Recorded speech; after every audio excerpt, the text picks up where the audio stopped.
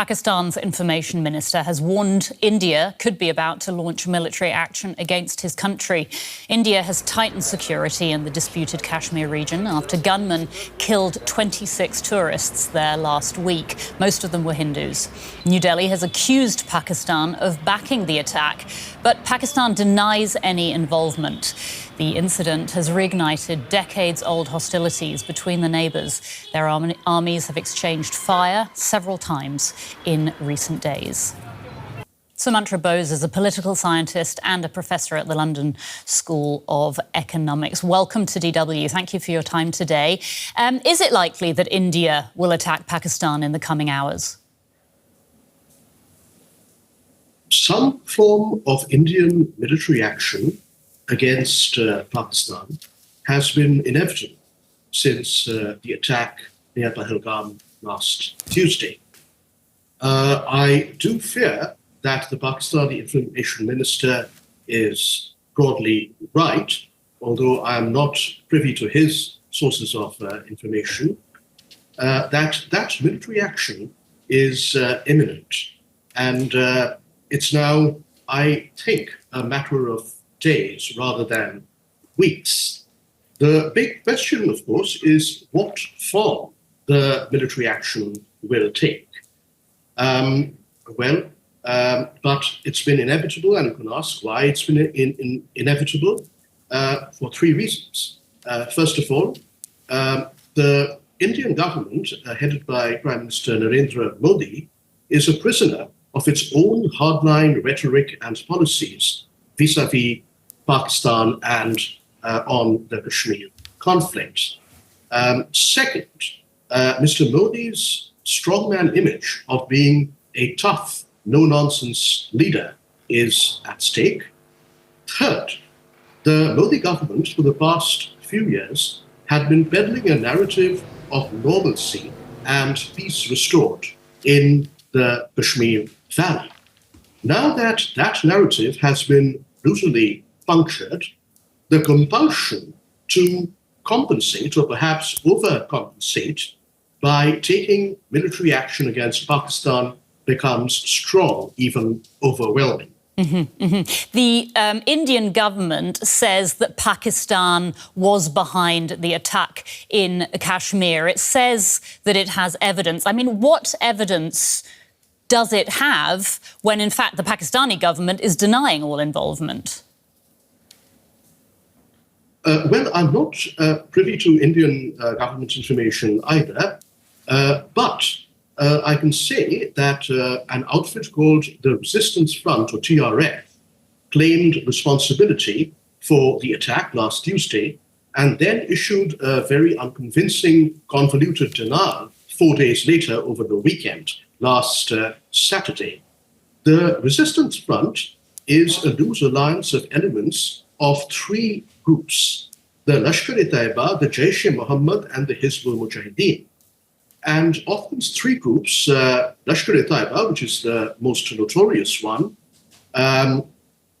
has long had close links for going back decades with the Pakistani deep state, and particularly with the Pakistani Covert Operations Agency, the ISI. In the last few years, small mobile groups of guerrillas have been roaming both to the Jammu region and the Kashmir Valley. And typically, these small mobile groups, one of which is clearly responsible for the atrocity near Pahalgam, typically these groups consist of a mix of Pakistanis and local Kashmiri groups. And from the information we do have, it seems to be the case here. In fact, there are reports in the Indian media, which I can't verify or confirm independently, that one of the prime accused, one of the hit team, is in fact not just a Pakistani national, but is a former member of the Special Services Group, which is the specialist commando force of the Pakistan Army. If I could ask you, I mean, we're talking about two nuclear-armed nations here, so of course there are concerns about this situation escalating.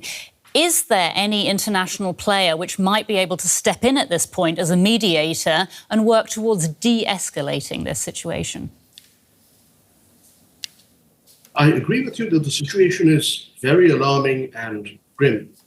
And I'm not trying to scaremonger, but that's the reality here. I'm speaking to you from India, of course. Unfortunately, I don't see a mediator on the horizon.